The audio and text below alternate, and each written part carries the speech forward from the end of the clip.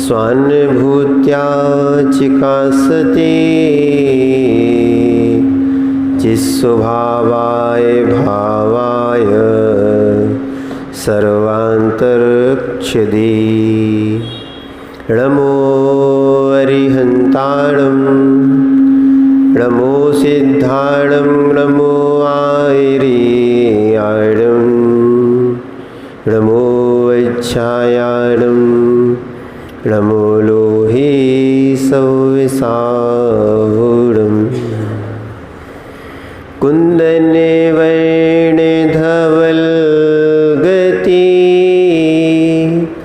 सम्यक जिनका धाम ऐसे गुरु विरागे को सत सत्यवार प्रणाम सत सत्यवार प्रणाम सत सत्यवार प्रणाम।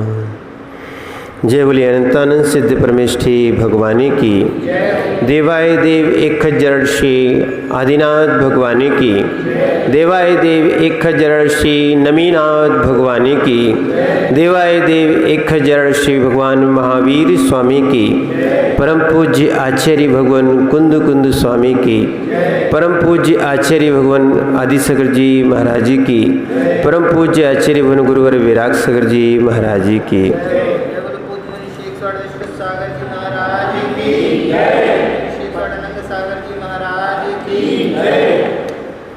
वो चेतनात्माओं, भगवान नमीनाथ के पादमूल में बैठे हुए हम उनकी अनेकांतमय वाणी उस साधवाद के माध्यम से समझने का प्रयास करें।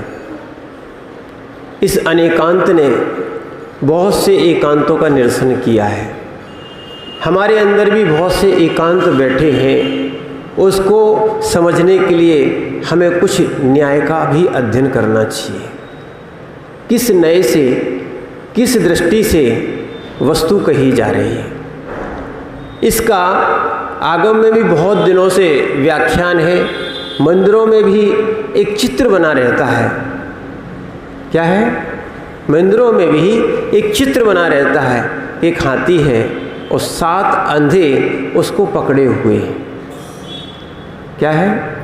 7 अंधे उस हाथी को पकड़े हुए हैं। चित्त को देखकर चित्त को स्थिर करने का प्रयास करो। ऐसी हमारी धारणा तो नहीं है। जैसे अंधों ने जीवन में कभी हाथी नहीं देखा था।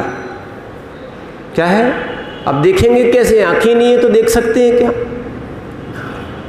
क्या है? जन्मांध थे बेचारे, उनके पुण्य योग से आंख नहीं मिली तो उन लोगों ने हाथी नहीं देखा।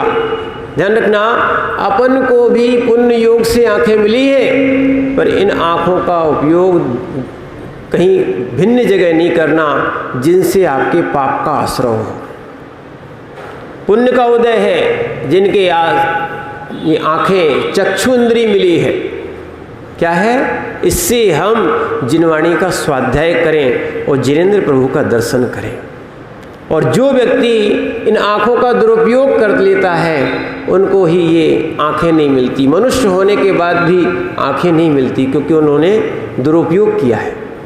इसीलिए उन अंधों ने भी हाथी कभी नहीं देखा था, पर अंतरंग में इच्छा थी हाथी देखने की।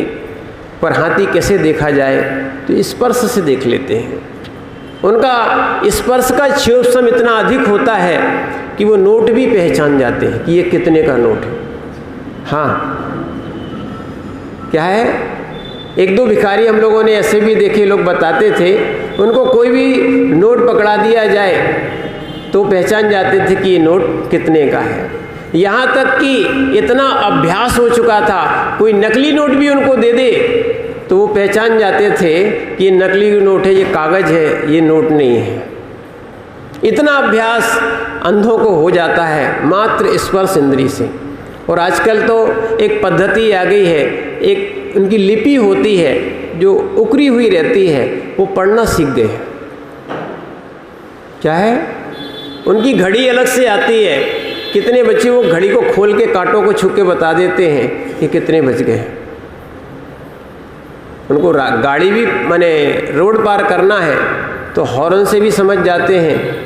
क्या है, इंद्रियां जब कोई काम नहीं करती ना, जैसे आँख काम नहीं करती है तो उनका उपयोग और स्थिर हो जाता है। बहुत सारी चीज़ें वो उपयोग से सुनते हैं और सीख जाते हैं।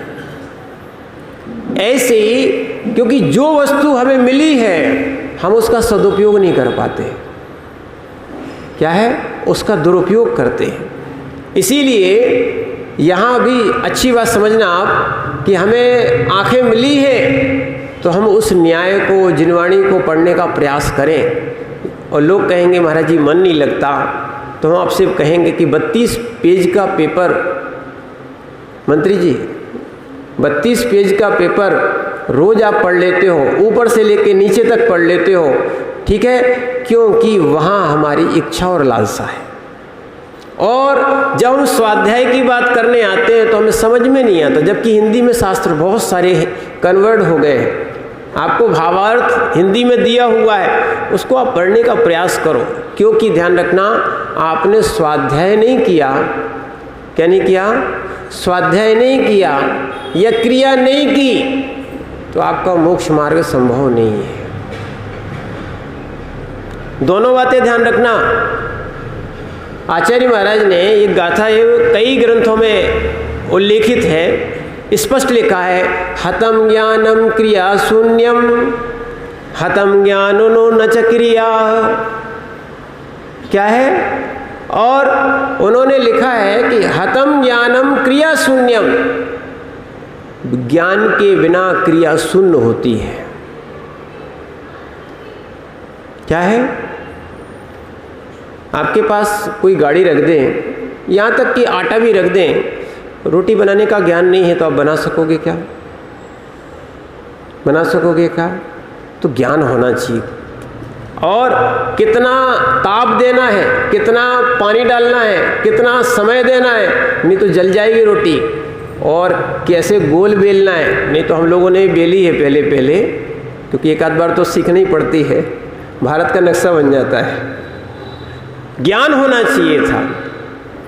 ज्ञान होगा तो समझ में आएगा, ना तो कच्ची बन जाएगी, जल जाएगी। ऐसी जो हम क्रियाएं करते हैं, धार्मिक क्रियाएं भी करते हैं, अपनी यानी श्रावक है तो श्रावक की भी क्रियाएं करते हैं, क्योंकि श्रावक में 3 शब्द हैं, श्रद्धावान, विवेकवान, क्रियावान। ध्यान रखना, आपके श्रावक में भी रत्नात्र से दूर नहीं रखा है।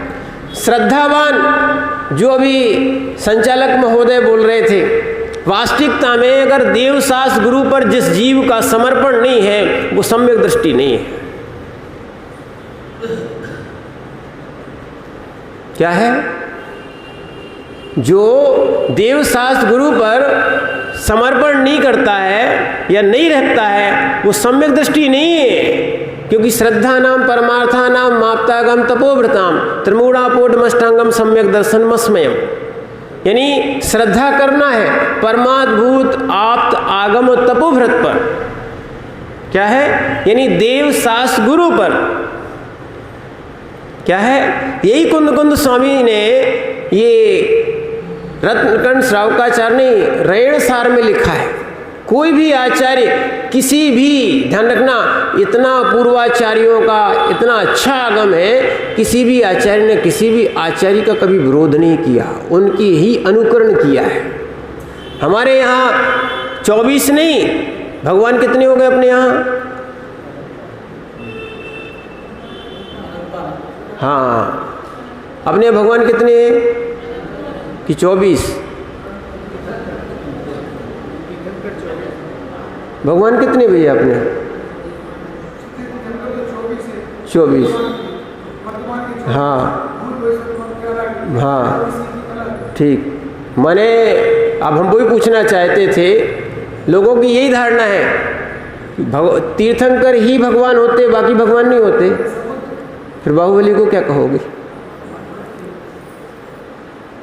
भरत को अभी आपने विराजमान किया आपके यहाँ, क्या है? ये भगवान नहीं है। ठीक है। अच्छा, एक और बात पूछते आपसे, राम क्या भगवान नहीं है? हनुमान भगवान है कि नहीं? भगवान है, पक्का है भगवान है। हनुमान जी भगवान है। बताओ उनका मोक्ष कहाँ से हुआ? रुक जाओ एक मिनट, अरे एक मिनट सुनना। आप प्रवचन के बाद हमसे शंका समाधान कर लेना। अभी पहले आप जो पूछ रहे हैं उसका पूछो। आप ये बताओ वो कहाँ से मोक्ष गए?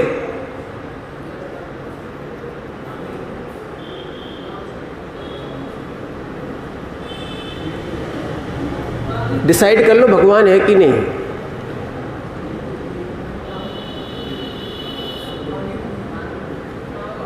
हाँ बहुत अच्छा है, कम से कम थोड़ा बहुत तो स्वाध्याय कर लिया।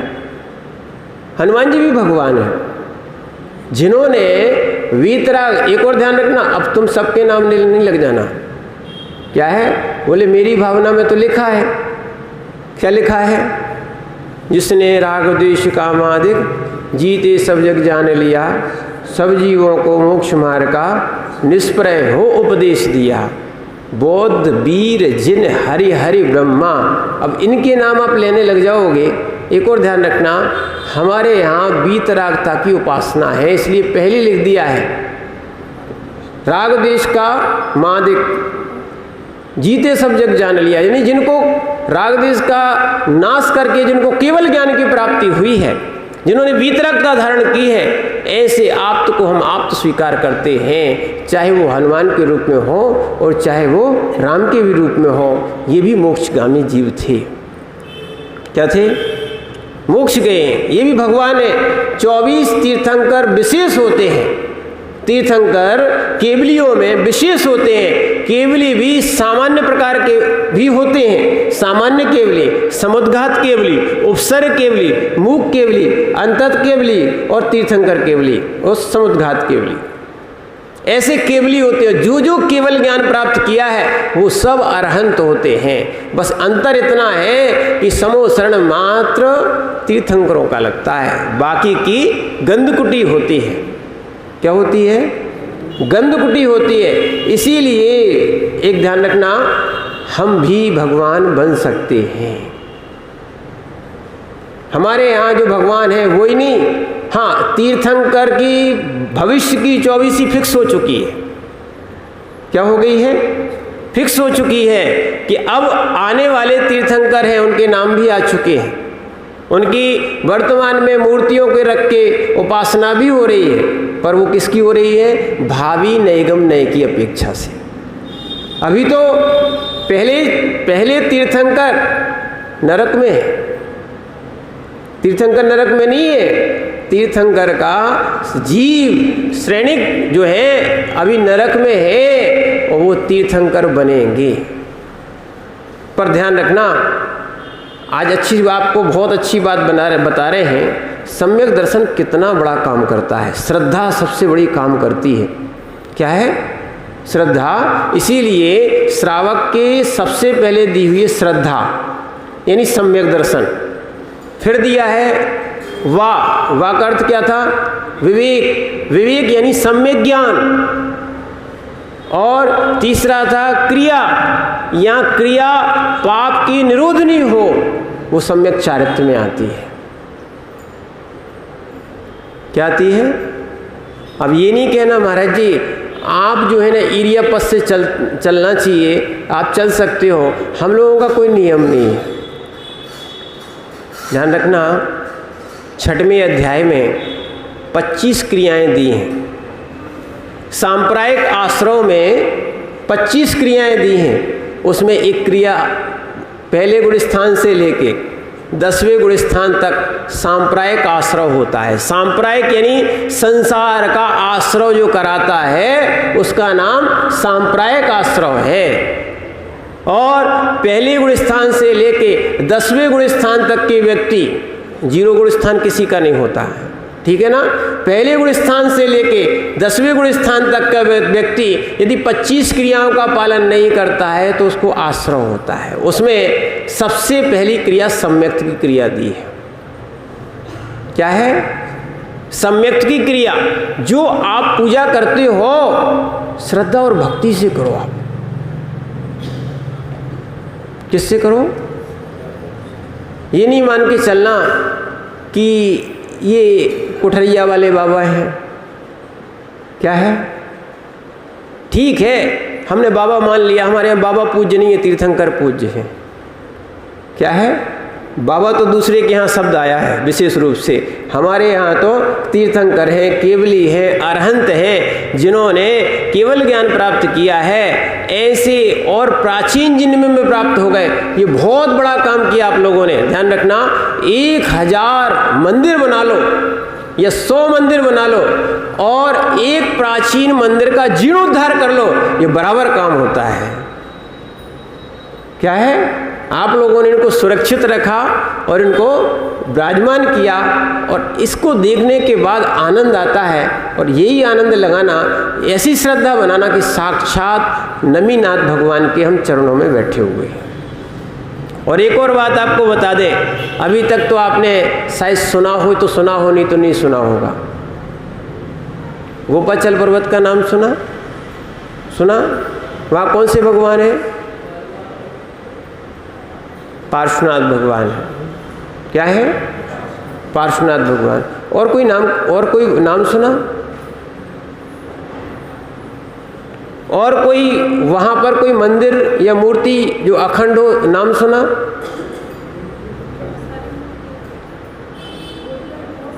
हाँ, इसीलिए तो आपको नई बात सुना के जा रहे हैं।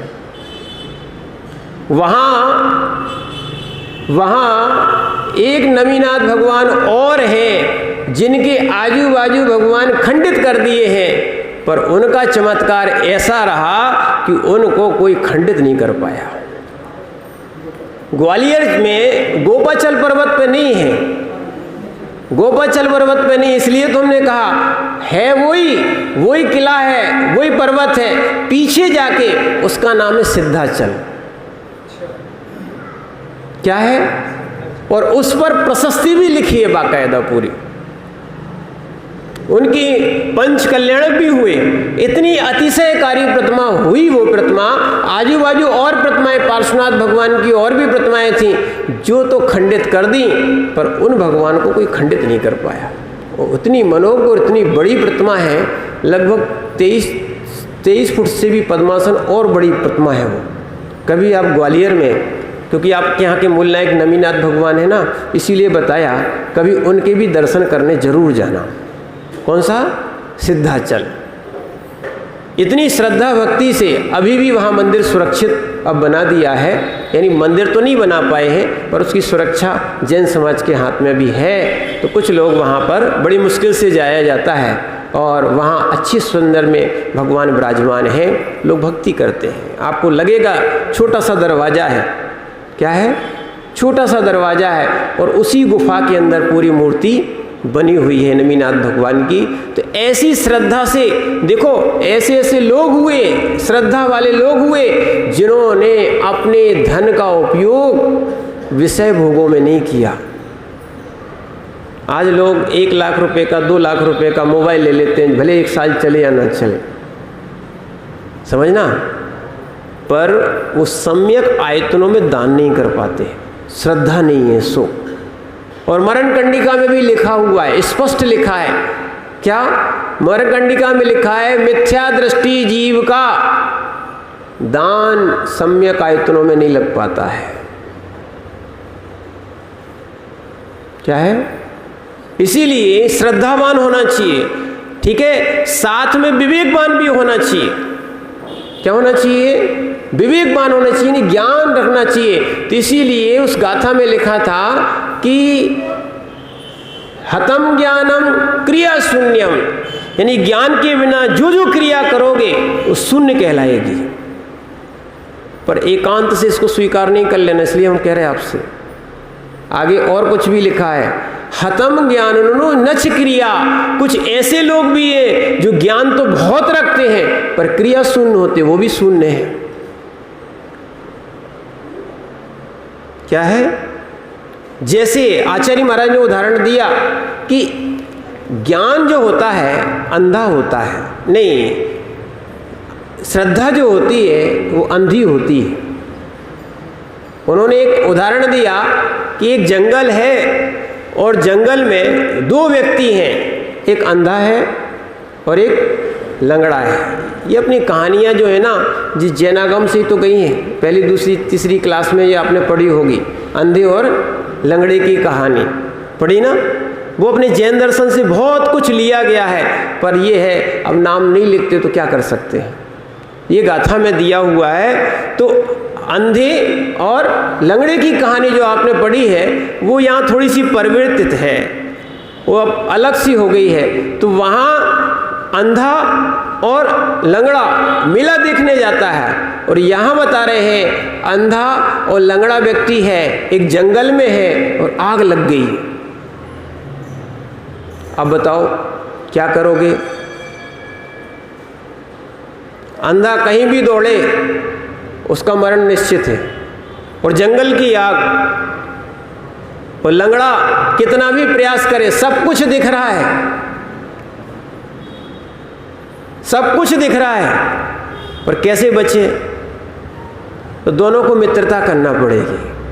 इसलिए ध्यान रखना, इसकी मित्रता को जरूर ध्यान रखना। कल हमने आपसे कहा था जो लोग भगवान की आराधना करते हैं श्रद्धा से, वो स्वाध्याय भी करें, ज्ञान भी करें, और जो लोग मात्र स्वाध्याय करते हैं वो क्रिया भी करें।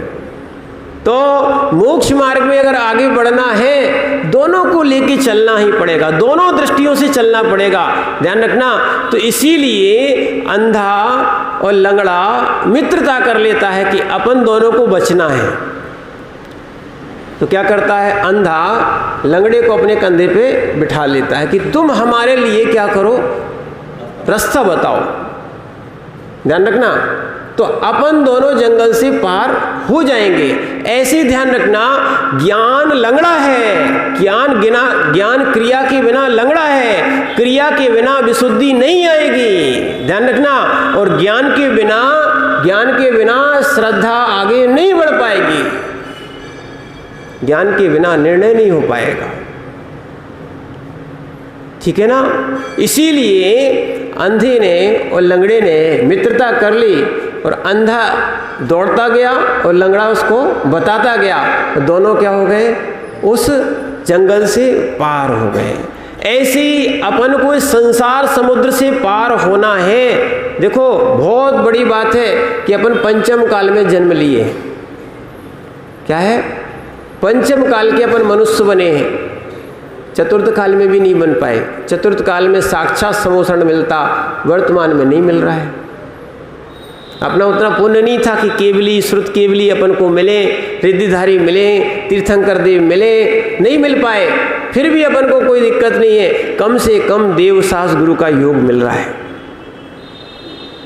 क्या है, कल आपको बताया था ऐसा ऐसा काल आ गया जहाँ मुनियों पर बड़े बड़े उपसर्ग हुए, जहाँ भगवान की प्रतिमाओं को छुपा के रखना पड़ता था, हमें दर्शन नहीं होते थे। आज यदि आपको देवसास गुरु का पादमूल मिल रहा है, संयमियों का सानिध्य मिल रहा है, जितनी भक्ति कर सको, जितनी कर्म की निर्जरा कर सको, उतना आपको फायदा है।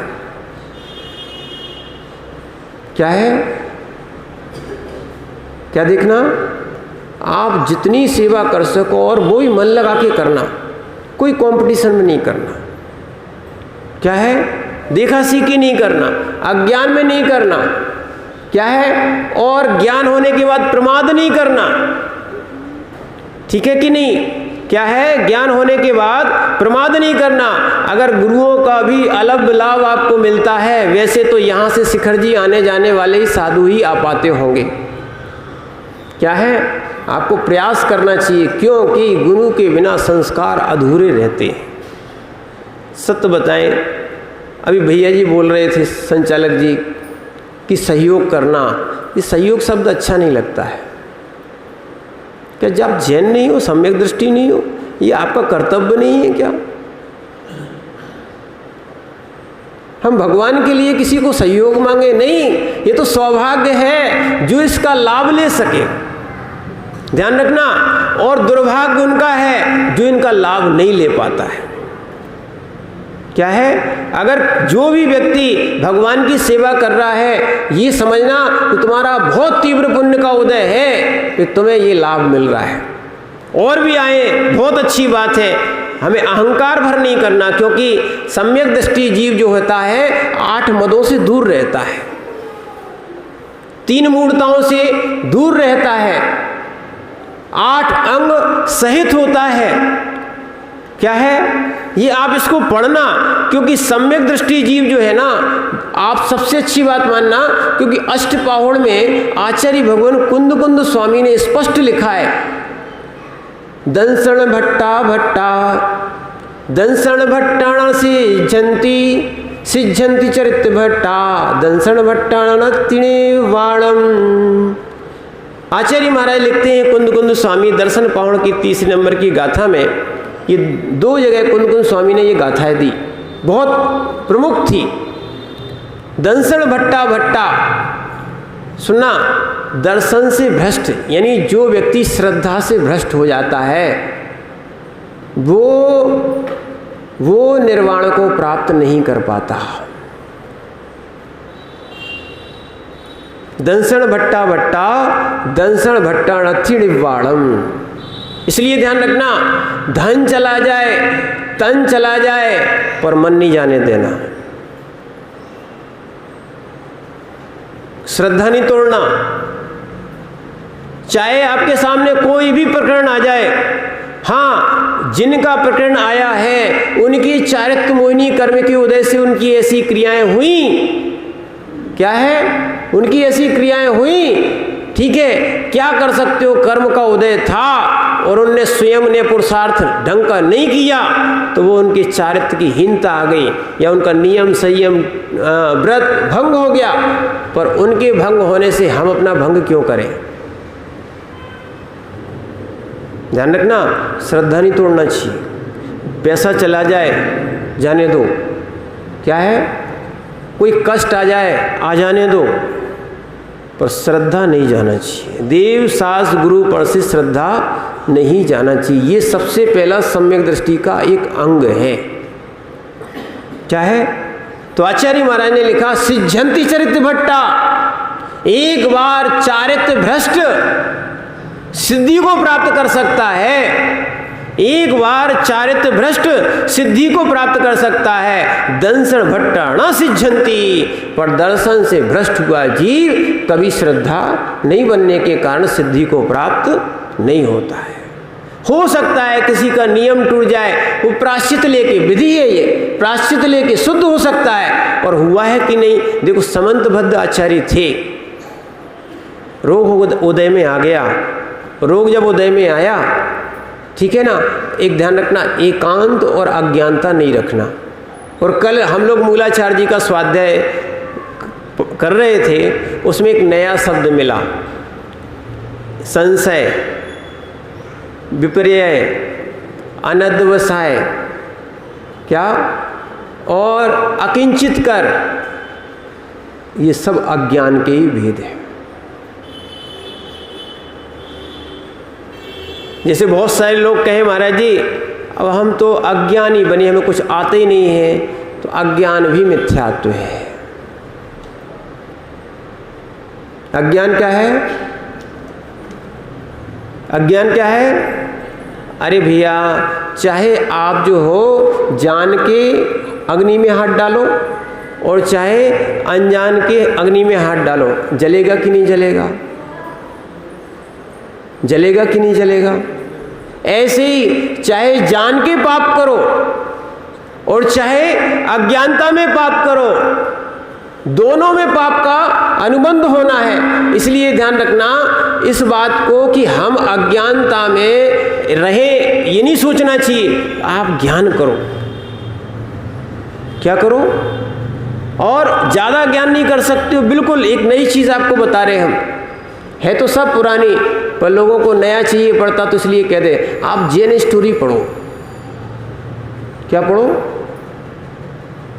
जैन स्टोरी। ये कहाँ मिलेगी? जैन स्टोरी क्योंकि आप वैसे तो नहीं पढ़ोगे। इतने प्रथमानी योग के ग्रंथ हैं, ये सब कहानी से तो भरे हैं। हिंदी में है, किसमें है? कई जगह संस्कृत लिखी है, उससे घबराना नहीं, वो होना भी चाहिए। ऐसा नहीं कि संस्कृत को हटा दो और हिंदी को रख लो, प्रमाणिकता खत्म हो जाएगी। क्या है? वो हमारे प्राचीन आचार्यों ने जो संस्कृत लिखी है, जैसे हमारी प्राचीन जिनबिंब की मूर्तियां अगर हट जाएंगी तो प्राचीनता हट जाएगी। ऐसे ही प्राचीन आचार्यों ने जो लिखा हुआ है उसको हटाना नहीं, क्योंकि संस्कृत के मंत्र शब्द ये भी बहुत बड़े मंत्र का काम करते हैं। क्या है? इसीलिए जो भी स्टोरियां हैं आप उनको पढ़ो, उससे आपके दो फायदे होंगे। आपका उपयोग जो है वो सम्यक लगेगा। क्या लगेगा? जितना स्वाध्याय करोगे, ध्यान रखना, जो व्यक्ति स्वाध्याय करता है परम तप तो है ही, प्रत्येक समय असंख्यात गुण श्रेणी कर्म की निर्जरा करता है। क्या होता है? ऐसा धवला जी में लिखा है, जो व्यक्ति चाहे तुम्हें समझ में आए या ना आए, सूत्र समझ में आता हो नहीं आता हो, वो भाषा समझ में आती हो नहीं आती हो, फिर भी श्रद्धा के द्वारा आपने पढ़ा है, सुना है, उनकी भी असंख्यात गुण श्रेणी निर्जरा होती है। ऐसी धवला की पहली पुस्तक में लिखा है। इसीलिए आप स्वाध्याय करो, और स्वाध्याय करने से एक और फायदा होगा, आपका मन जो है, जो यहाँ वहाँ आप लोग जो पिक्चर देखते हो, टीवी देखते हो, मोबाइल देखते हो, ध्यान रखना, अच्छे सीरियल देखते हो, ये सब नाटक है कि नहीं है? ये क्या है क्या? सही है कि नाटक है? सही बताओ, सही है कि नाटक है? अब सब लोग हंस रहे हैं। सही है कि नाटक है? नाटक है। नाटक क्या है? वो कह रहा है नाटक। क्या बोल रहा है? नाटक। नहीं आ रहा? हिंदी शायद आप लोग कम पढ़े हो। नाटक क्या बोल रहा है? नाटक। पर क्या करें, ऐसे अज्ञानी जीव है, इस हिंदी को ही नहीं समझ पाते, उसमें लिखा है नाटक, फिर भी तुम उसमें अटक जाते हो। घर का टेंशन तो खत्म नहीं हो पाता है, और दूसरे टेंशन और ले लेते हो। क्या? हाँ, वो अटक वाले जो है वो टक ही लगा के देखते रहते हैं, एक टक देखते हैं, उनका ये कहना है ना। शब्द शिल्पी भी बहुत लोग हैं। तो कहने का तात्पर्य है सीरियल नो रियल। क्या है? हम इसमें बैठकर ये बिकताएं कर रहे हैं, आपको मालूम नहीं है, पाप का आश्रय हो रहा है। क्या हो रहा है? पाप का आश्रय हो रहा है। इतना सारा समय मनुष्य पर्याय का, एक एक क्षण कीमती है आपका। क्या है? एक एक क्षण कीमती है। अभी आयु जो है हमें आदिनाथ भगवान के बराबर नहीं मिली, या 84 लाख वर्ष पूर्व, ठीक है ना, इतनी उनकी आयु थी। और 84 लाख में 84 लाख का गुणा करो तब एक पूर्व बनता है। ऐसे 84 लाख वर्ष पूर्व इतनी बड़ी आयु थी। ठीक है, हमारे पास तो 84 वर्ष भी नहीं है। पूरे 84 वर्ष भी पूरे मिल जाए तो बहुत बड़ी बात है, समझना। इसके बाद यदि हम अपने समय को नाटक में, सीरियल में, विकताओं में निकालें, संयम से दूर रहें, तो ध्यान रखना आपको इधर थोड़ा सा दुख, क्या है, इधर थोड़ा सा दुख लगता है आपको, असंयम में दुख होता है, माने संयम में दुख होता है, पर बहुत सारा सुख देगा। देवों की कम से कम आयु, मिनिमम आयु 10,000 वर्ष की है। कितनी है? यहाँ पर अगर थोड़ा सा आपने सम्यक पुरुषार्थ कर लिया तो कम से कम आयु कितनी है? 10,000 वर्ष। देव बनोगे तो 10,000 वर्ष कम से कम स्वर्गों में रहोगे। और यदि कोई पाप कर लोगे, ऐसे विकताओं में लगे रहोगे। एक और ध्यान रखना, कई लोग सोचें कि महाराज जी हम थोड़ी हिंसा करते हैं, ध्यान रखना, बच्चों से भी बोल रहे हैं, बहुत सारे बच्चों को बता देना, क्योंकि आप बच्चे यहाँ पर लाए नहीं हो। क्या है, उनको बताना, बेटा जो वीडियो गेम खेलते हो उसमें हिंसा करते हो, क्या है, उसमें जो जो हिंसाएं करते हो वो भी संकल्पी हिंसा है। चाहे जीव मरे या ना मरे, वो हिंसा है। बोले महाराज प्रमाण दो ना। ठीक है, आपको प्रमाण दे रहे हैं। स्वयंभू रमण एक द्वीप है और स्वयंभू रमण एक समुद्र है।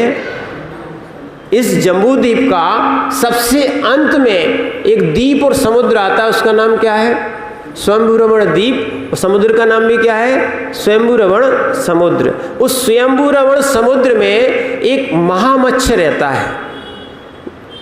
महामच्छ यानी एक मछली रहती है, वो 1000 योजन लंबी है और 500 योजन चौड़ी है, इतनी बड़ी है।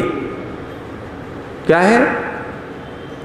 12 किलोमीटर का एक योजन। समझ रहे आप? अब आप लगा लो कितने हो गए। 12,000 किलोमीटर की एक लंबी मछली है। और ये कोई आगम प्राण प्रमाण की बात कर रहे हैं, कोई यहाँ पर चुटकुले नहीं सुना रहे, कोई नाटक की बात नहीं कर रहे आपसे, ये रियल है ना, सीरियल नहीं है ये।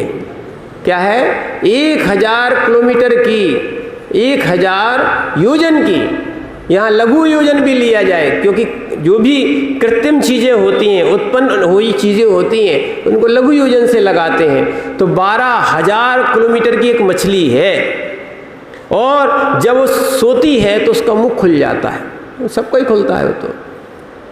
अधिकतर आप भी बैठे बैठे सो जाओगे तो क्या होगा? मुँह खुल जाता है। मरण के बाद भी यही होता है। ये यहाँ बांधना पड़ता है ना, कोई महाराज को बांधा नहीं जाता है। वो क्या है, एक नेचुरल प्रक्रिया है कि मरण के बाद ये मुख खुलने लगता है, तो इसको बांधने के लिए पीछे से समाधिस्थ में जो महाराज बैठते हैं उनको बांध दिया जाता है कि ये खुल जाएगा तो अच्छा नहीं दिखेगा। इसीलिए उसका भी मुख खुल जाता है। उसमें हजारों मछलियाँ, बताओ इतना बड़ा जब जिसका शरीर है, उसका मुख कितना बड़ा होगा? है उसी अनुपात में मान के चलो, 12,000 में से कम 4-5 हज़ार का तो उसका 4-5 हज़ार किलोमीटर में तुम्हारा तो पूरा भारत आ गया। आ गया कि नहीं आया? कश्मीर से कन्याकुमारी कितना है? इतना ही है, ज़्यादा नहीं है।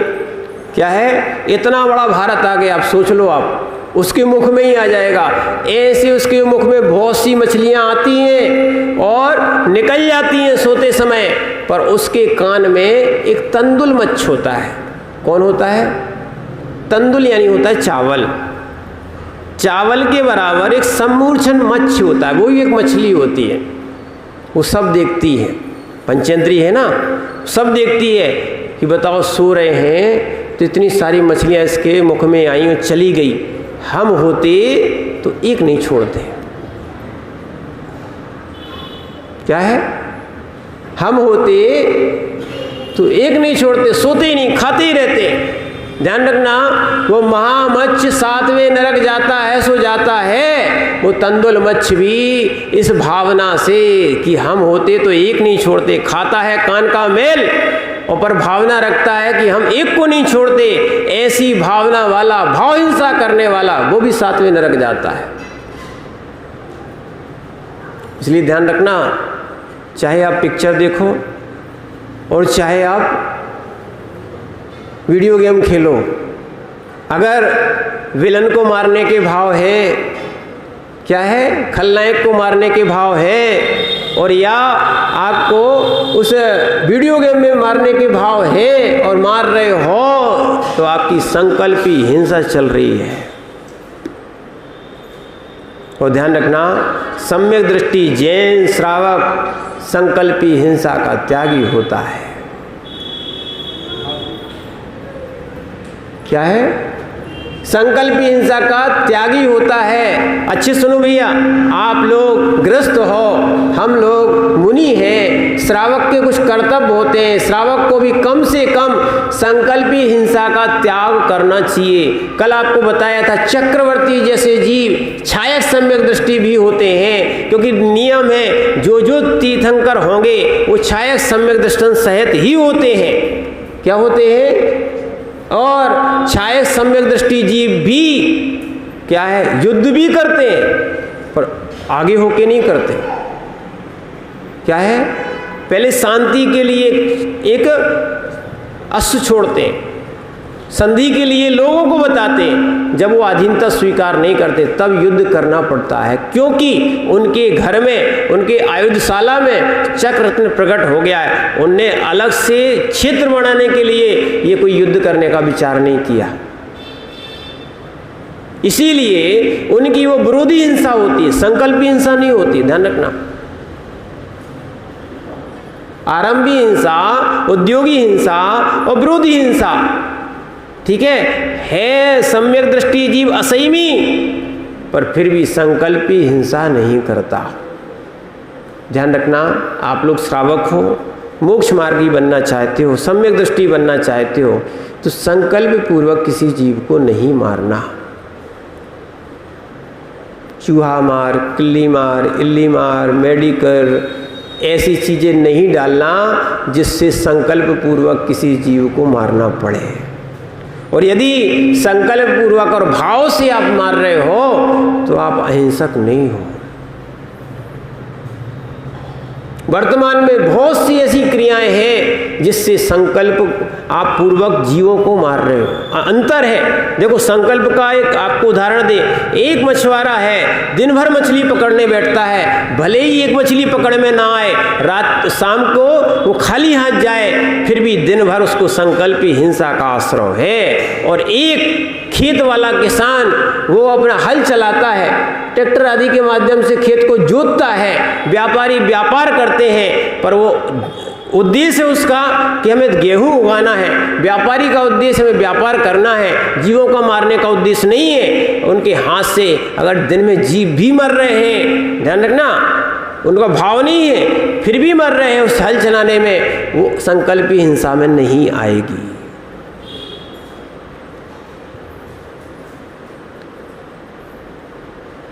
समझ रहे ना आप बात को? संकल्प पूर्वक किसी जीव को नहीं मारना। ध्यान रखना, जैन हो और यदि कल्याण चाहते हो इतना तो ले सकते हो। क्यों? कुरवा भील नाम सुना है? खादिर सार भील नाम सुना है? ये भगवान महावीर स्वामी की पर्याय का जीव है, जिन्होंने भील की पर्याय में कौवे का मांस का त्याग किया था। क्या? और देखो परीक्षा भी होती है, ऐसी ऐसी परीक्षा होती है, आपकी भी हो सकती है कि उस समय एक रोग हो गया और रोग होने के बाद क्या है, डॉक्टर वैद्य ने बताया भैया कौवे के मांस खाओगे तो ठीक हो जाओगे। उसने कहा भैया अब तो नहीं खा सकते, त्याग कर दिया है।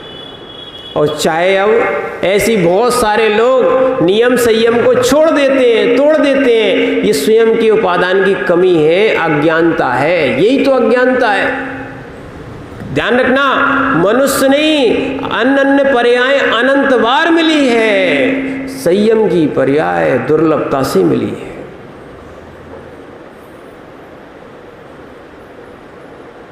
एक और ध्यान रखना अच्छे से वैभव भैया, संयम की पर्याय जीव को दुर्लभता से मिलती है, चाहे कितना भी बड़ा रोग हो जाए। हाँ, ने आचार्य महाराज से फिर पूछ के, जैसे समंतभद्र स्वामी ने किया था, अगर वास्तविकता में एक और ध्यान रखना, संलेखना तब ली जाती है जब रोग ठीक ना हो, उपचार ना हो, प्रतिकार ना हो, तब जाके उसकी क्या होती है, संलेखना ली जाती है। समंतभद्र स्वामी के भी गुरु ने उनको संलेखना नहीं दी, उन्होंने कहा उपचार कराओ। उसका उपचार यही था, जितना भोजन करते जाओगे वो रोग ठीक होता जाएगा। उनको भस्मक व्याधि नाम का रोग हो गया था, वो ठीक हो गया, पुनः दीक्षा हो गई उनकी। पर उनका सम्यक दर्शन कितना मजबूत था, श्रद्धा कितनी मजबूत थी, अनायतन में भी, ध्यान रखना, अनायतन में भी रहे पर श्रद्धा नहीं रही। क्या है, और कितनी अच्छा सम्यक दर्शन था कि अनायतन को भी जिन्होंने जिनायतन बना दियो, चंद्र प्रभु भगवान प्रकट कर दियो। यह श्रद्धा का परिणाम। पर हम लोग ऐसे श्रद्धा वाले हैं, दूसरे लोगों से प्रभावित हो जाते हैं, वहाँ जाके अपने भी क्या है, अनायतनों में जाके भी अपनी जिनायतनों की श्रद्धा तोड़ लेते हैं। ऐसा मिथ्यात्व कर्म का उदय आ जाता जीव का। ध्यान रखना, जो भी भगवान होते हैं, आप्त होते हैं, श्रद्धा से मानना, बिना बीतरागी हुए आप्त नहीं हो सकते। क्या नहीं हो सकते हैं? एक दूसरी बात है, लोग बोलते महाराज जी हम ऐसे नहीं जाते, मतलब से जाते हैं। किससे जाते हैं? वहाँ मिलता है, यहाँ मिलता नहीं है। क्या है? क्या बोलते हैं? वहाँ मिलता है इसलिए जाते हैं। एक और ध्यान रखना, वहाँ कहीं भूत उतरते हैं, प्रेत उतरते हैं, मिलता है इसलिए जाते हैं। ध्यान रखना, कोई भी जैन दर्शन डंके की चोट पर न्याय से बोलता है, कोई भी किसी का करता है ही नहीं। ना तीर्थंकर परम देव तुम्हें दे सकते हैं, ना तुम्हें अन्य कोई देव दे सकते हैं। तुम्हें तो अपना ही कर्म का फल मिलता है। तो हम अपनी श्रद्धा क्यों तोड़ें? क्या विचार करना, हम अपनी श्रद्धा क्यों तोड़ें? सीता का प्रकरण याद कर लो। सीता को जब वनवास हुआ था, या सीता को जब राम ने छोड़ दिया था, तो सीता ने यही कहा था, इसमें हमारे ही पाप कर्म का उदय है। ऐसी सीताएं होती थी, ऐसी स्त्री पर्याय होती थी। सीता ने जो उनको छोड़ने के लिए व्यक्ति आए थे, उनसे स्पष्ट कहा था कि राम को हमारा एक संदेश जरूर दे देना।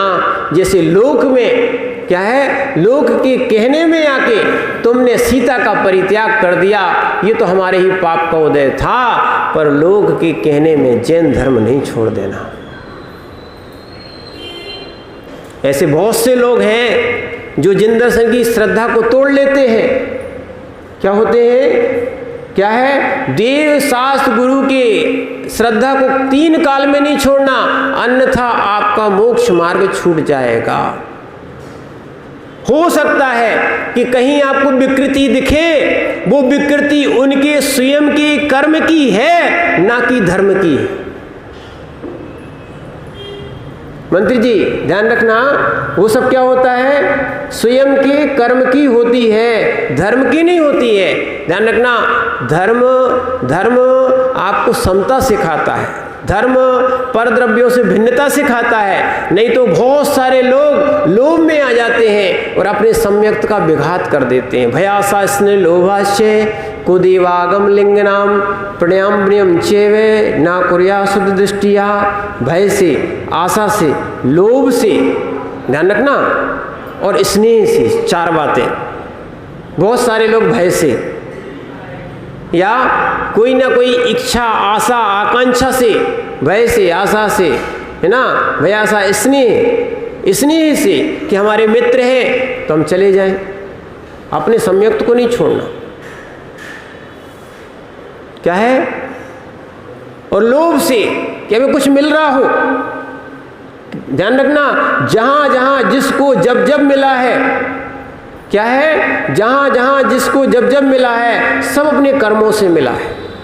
और अष्टपाहुड़ के दूसरे नंबर श्लोक की टीका में लिखा है, जो व्यक्ति, दूसरे या तीसरे नंबर की श्लोक में टीका में लिखा है, जो व्यक्ति मिथ्यात्व को नमस्कार करता है। अच्छे सुन लो भैया, चाहे कुल देवता हो, चाहे कोई भी देवता हो, क्या है? जो भी मिथ्यात्व को नमस्कार करता है, उसको 4 लाख पर स्त्री सेवन करने का दोष लगता है। क्या लगता है? 4 लाख पर स्त्री सेवन में जो पाप लगता हो, वो एक बार मिथ्यात्व को नमस्कार करने में पाप लगता है।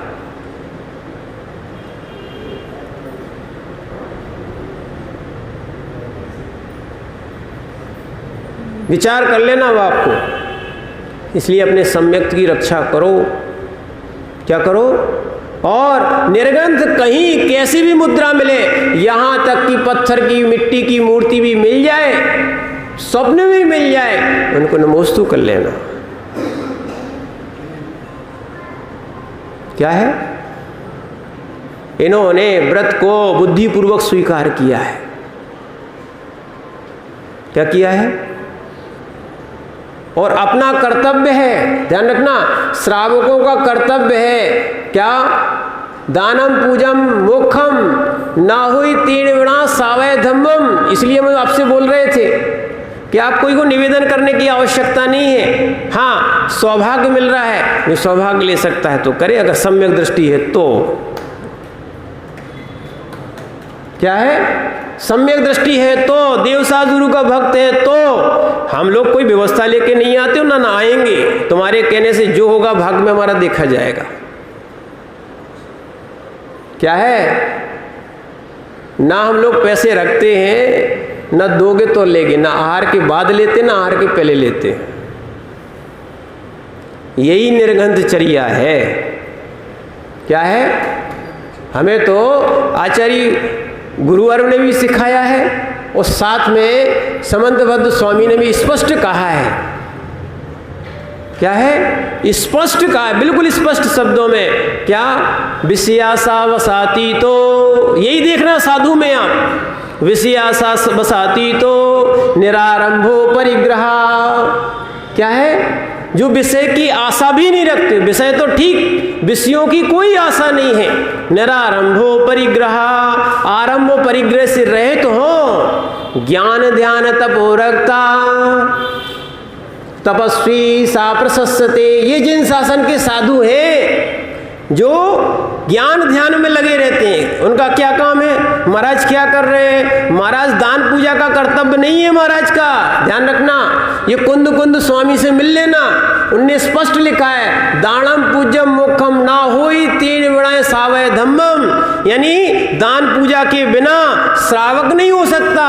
पर झाणम झेणम जय धम्मम, यानी ध्यान और अध्ययन ये यतियों का धर्म है।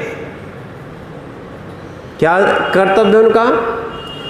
ज्ञान ध्यान तपोरक्ता या झाणा झेणम जय धम्मम। सभी आचार्यों ने किसी का विरोध नहीं किया, और विरोध करें क्यों? आगम की वाणी है। क्या है? ये सब आगम की वाणी है। इसलिए वास्तविकता में अपना कल्याण करना चाहते हो, क्या है? अपने कर्म की निर्जरा करना चाहते हो, और यदि मुनि बनना चाहते हो और अरहंत बनना चाहते हो तो इनकी जितना लाभ हो, जितना सेवा कर सको, ये तुम्हारा सौभाग्य होगा। क्योंकि हम लोगों ने भी दीक्षा ली है, कोई समाज पे उपकार नहीं किया है। हमने दीक्षा ली है, कोई गुरु पे उपकार नहीं किया है। हमने दीक्षा ली है, हमने अपने आत्म कल्याण के लिए और अपने सौभाग्य से हमें दीक्षा मिली है। और आपको भी जिन धर्म की सेवा करने का जितना सौभाग्य मिले, आप उसको सहर्ष स्वीकार करना, है ना। हम नहीं कहते कि आप जितना समय दे सको उतना दो, पर यह है कि समय निकाल के, जब हम भोगों में समय निकाल के जा सकते हैं, यहाँ तक कि रात के 12 बजे 2 बजे भी अगर भोग का समय है, या कोई पार्टी या किसी का भी समय है, कर सकते हैं, तो क्यों ना क्यों हम इस ऐसे समय को चाहें तो सब निकाल सकते हैं, तो चाहें तो हम ऐसा समय निकालें जिससे हमारा ही कल्याण हो। क्योंकि भगवान आदिनाथ स्वामी ने पहले पूर्व पर्याय में, है ना, वज्रजंग और श्रीमती की पर्याय में आहार दिया था, सो आगे चल के वो क्या बने? क्या बने? तीर्थंकर जैसे जीव बने। ध्यान रखना इसको। राजा सोम का छोटा भाई श्रेयांश, वो उनकी पत्नी था। माताओं ध्यान रखना, वो कौन था?